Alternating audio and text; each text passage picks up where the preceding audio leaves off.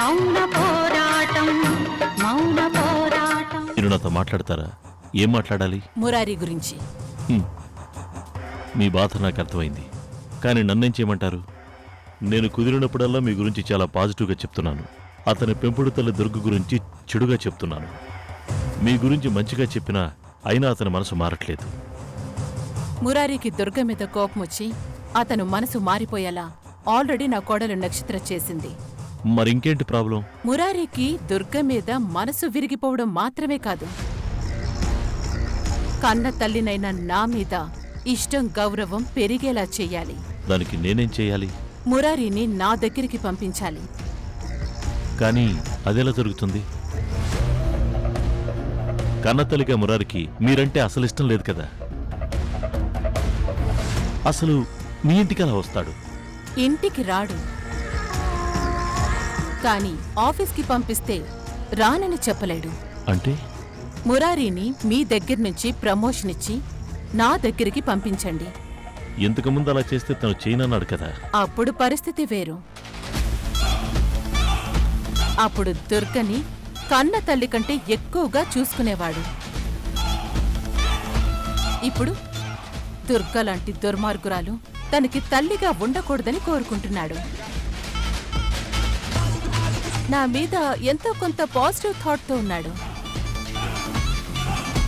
అందుకే మీరు మురారిని నా దగ్గరికి ప్రమోట్ చేయండి. అప్పుడు నేను మురారితో మంచిదాన్ని అనిపించుకుంటాను, అమ్మ అని పిలిపించుకుంటాను.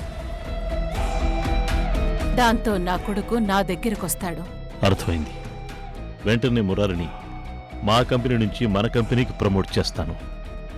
మన రెండు కంపెనీల ఆఫీసులు ఇదే కాంపౌండ్లో ఉంటాయి కాబట్టి మురారికి పెద్దగా ఇబ్బంది ఉండదు. ఇప్పుడు ఆఫీస్కి రాగానే మురారిని మీ ఛాంబర్కి పంపిస్తాను.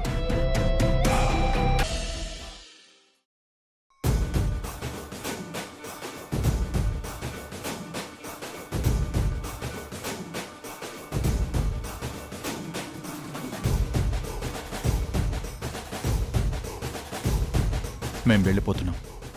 ఏంటి వెళ్ళిపోతారా? మళ్ళీ ఇంటికి తిరిగి రారా?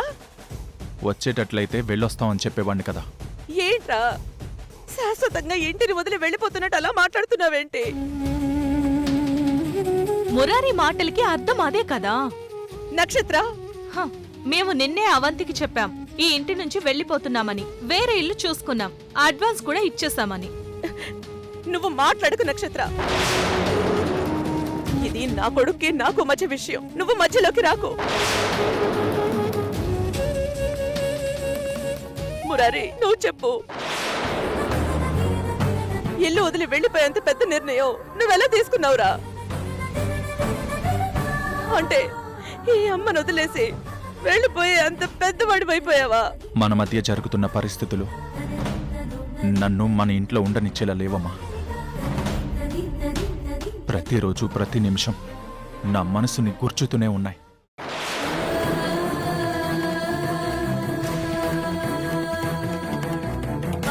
అందుకే నేనిక్కడ ఉండలేనని నిర్ణయించుకున్నాను.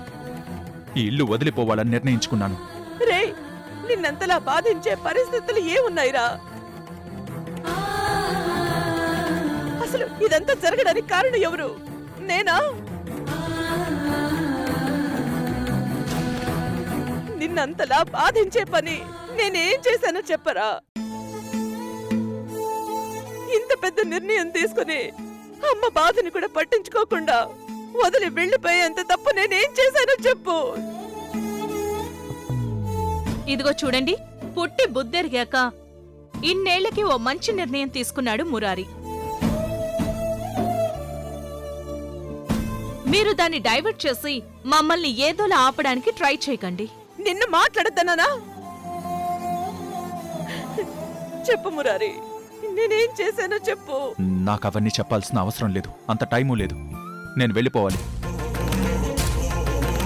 రే మురారి, నిన్ను దూరం చేసుకునే ఉద్దేశమే ఉంటే ఇప్పుడు నీకు ఇలా అడ్డం పడుండేదాన్నే కాదు కదా. నువ్వు ద్వారకా కలిసి నా కళ్ళ ముందే ఉండాలని కోరుకున్నాను గాని ఏ రోజైనా మిమ్మల్ని వేరు చేసి మాట్లాడానా? నాకెప్పుడు ఇద్దరు కొడుకులని ఊరంతా చెప్పుకున్నాను కదరా. మీ ఇద్దరి మధ్య ఏ చిన్న గొడవ వచ్చినా నేను అల్లాడిపోయేదాన్ని కదరా. నీకు ఏ చిన్న అనారోగ్యం చేసినా నేను దేవుడికి మొక్కి మొక్కి ఉపవాసాలున్నాను కదరా. నీకన్నీ తెలుసు కదరా. ఏ ఇదంతా నీకు మీ అమ్మ నీ మీద చూపించిన ప్రేమ కాదా? ఇన్ని రోజులు అవన్నీ చూసి మోసపోయాను. నీకు నా మీద నిజమైన ప్రేమ ఉందనుకుని పిచ్చోళ్ళ ఆనందపడిపోయాను.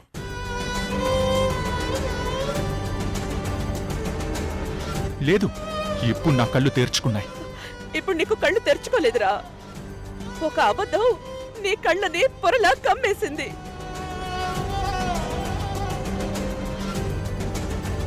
అందుకే నిజాలు నీకంటే కనిపించడం లేదు. నక్షత్రం ఏం చెప్తుందో అదే నీకు నిజంలా కనిపిస్తోంది. తన మాటల వెనుక ఉన్న మర్మం గ్రహించలేకపోతున్నావు నువ్వు. మంచేదో చెడేదో గ్రహించలేకపోవడానికి నేనేం చిన్న పిల్లాన్ని కాదమ్మా. నువ్వు చిన్న పిల్లాడివేరా. నువ్వు నిజంగా చిన్న పిల్లాడివే. లేదంటే ఇన్నేళ్లుగా పెంచిన ఈ అమ్మని ఒక్క సంఘటనతో చెడ్డది అని ఎలా అనుకుంటావు?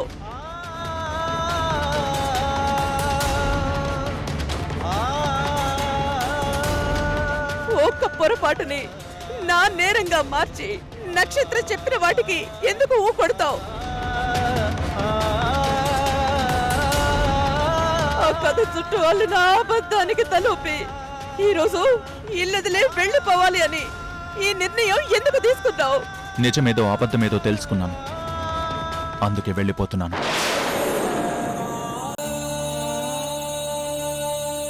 రే వద్దురా. ఒక అమ్మగా నిన్ను బ్రతిమాలుకుంటున్నాను. నువ్వు వెళ్ళొద్దురా. దయచేసి నా మాట వినరా. నువ్వు వెళ్ళిపోతే ఈ అమ్మ బతకలేదురా. ఉండరా. ఇదిగో నీకు దండం పెడతాను.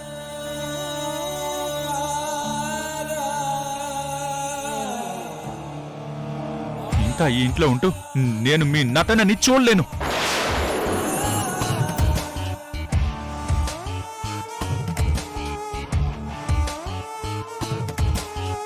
ఈ టార్చర్ నాకొద్దు.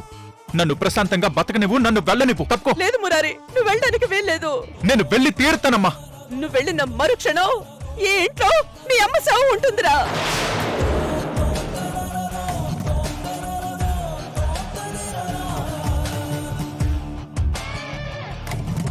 ఏంటి అన్నీ అయిపోయాయి, ఇంకా చివరికి చస్తానని బెదిరిస్తున్నావా?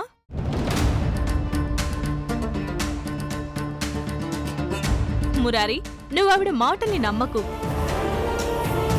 నిన్ను ఎమోషనల్ బ్లాక్మెయిల్ చేసి ఎలాగైనా మనల్ని ఆపేయాలని చూస్తుంది ఈవిడ.